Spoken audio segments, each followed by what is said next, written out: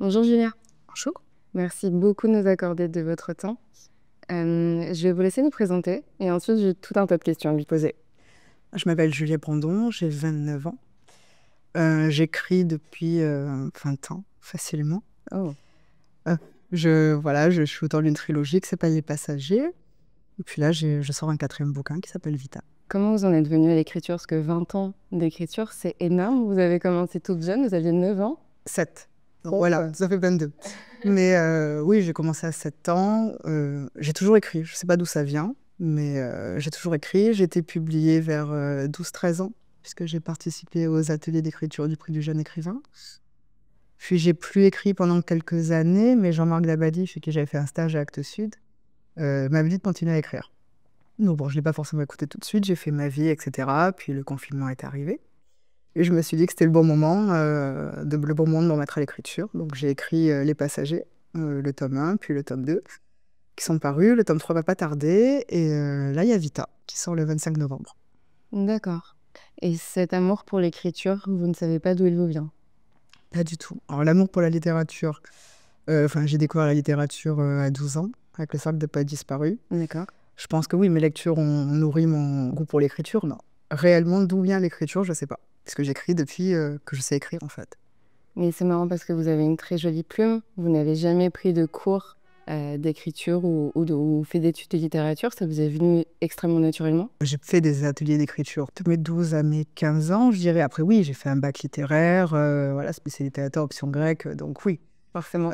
J'ai été libraire un moment aussi, je lis beaucoup. Donc, c'est nourri de tout ça. Mais j'ai jamais, oui, fait de cours. Hormis mes ateliers, j'ai jamais réellement pris de cours. Et ce besoin d'écrire des histoires, des fictions. C'est viscéral, c'est en moi, j'en ai besoin pour me sentir bien. Bon, aujourd'hui, c'est mon quotidien.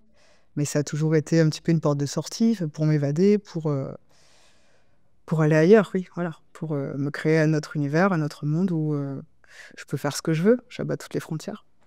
Et comment se passent vos moments d'écriture? Il y en a qui écrivent très tôt le matin, d'autres tard le soir. Comment ça se passe pour vous? J'ai pas de rituel. Après, je suis très obsessionnelle. Donc, si je me mets à écrire, je vais écrire toute la journée, sans manger, enfin, Jusqu'à que ce soit fini. voilà, c'est ça. Mais j'ai des périodes où j'écris pas, et des périodes où j'écris beaucoup. Ça dépend vraiment ce dont j'ai envie, ce dont j'ai besoin aussi. Tu me laisses guider, c'est intuitif. D'accord.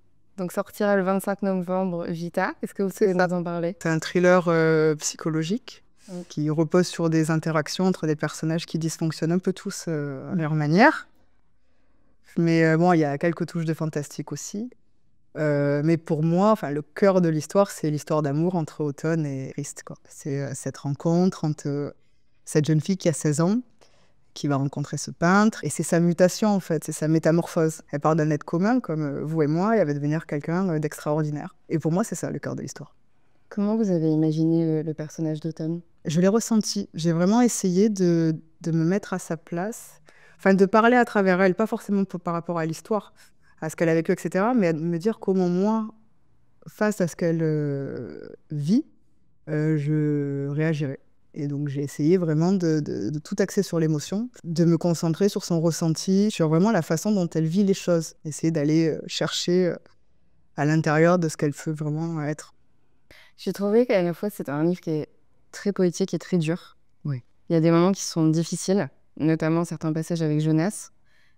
Comment on réussit à lier cette dureté à la poésie qu'on peut retrouver dans votre écriture? Ben, je sais pas.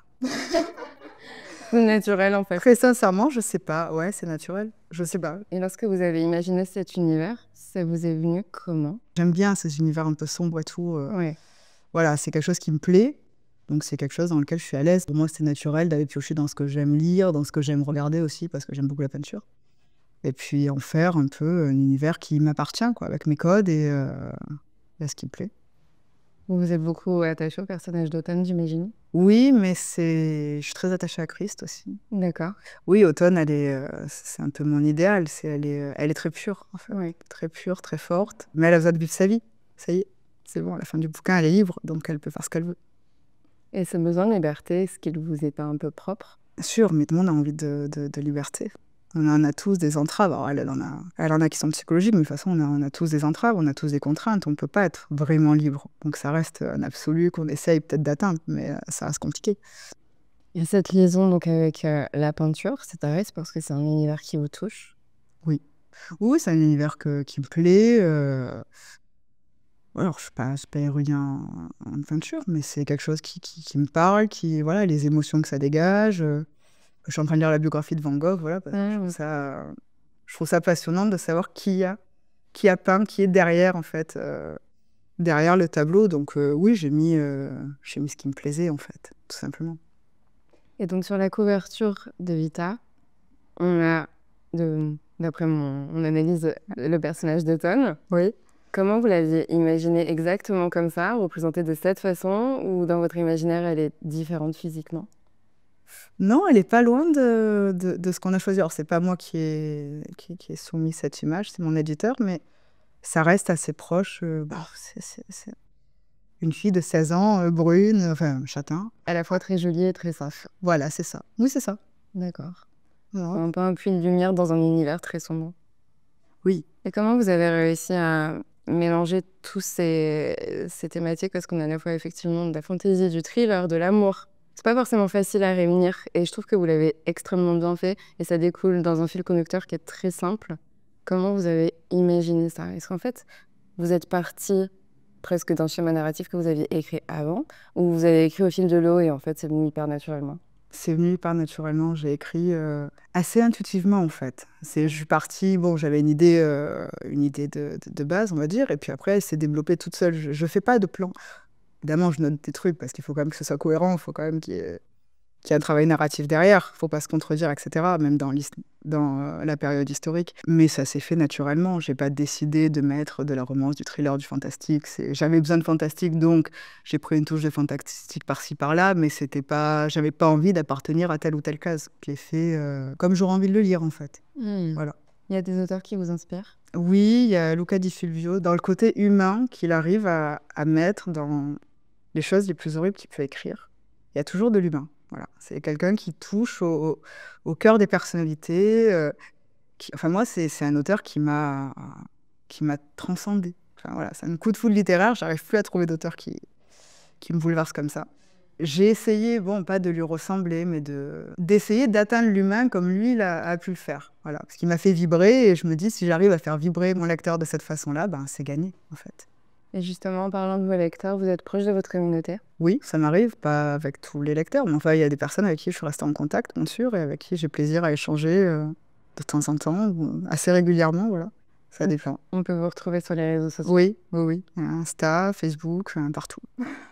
Dans votre quotidien, comment vous faites pour puiser des inspirations? Parce que ça vous vient super naturellement, mais il y a forcément des choses qui vous drivent. Oui, alors pour Vita, Vita, c'est compliqué d'avoir des inspirations dans mon quotidien quand même.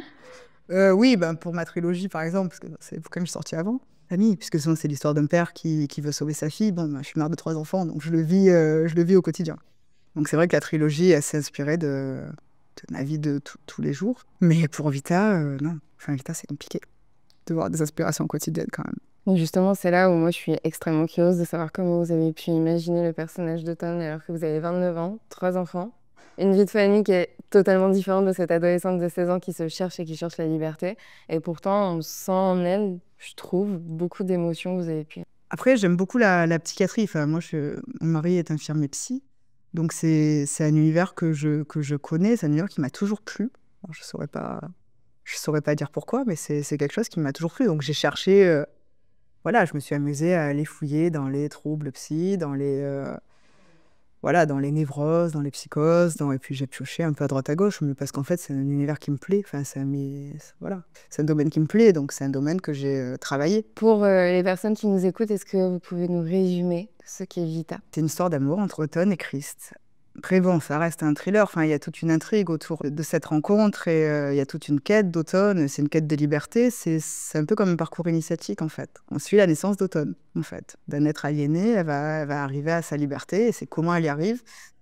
Voilà, à quel prix? Parce qu'elle se sacrifie quand même par amour. Mais elle ne le regrette pas. Hein. Elle est très, très heureuse je pense qu'elle est très, très heureuse de le faire. Pour moi, c'est ça, Automne. Pour moi, c'est Vita, c'est cette histoire-là, c'est la renaissance de cette jeune fille. Merci beaucoup, Julia. Merci à vous.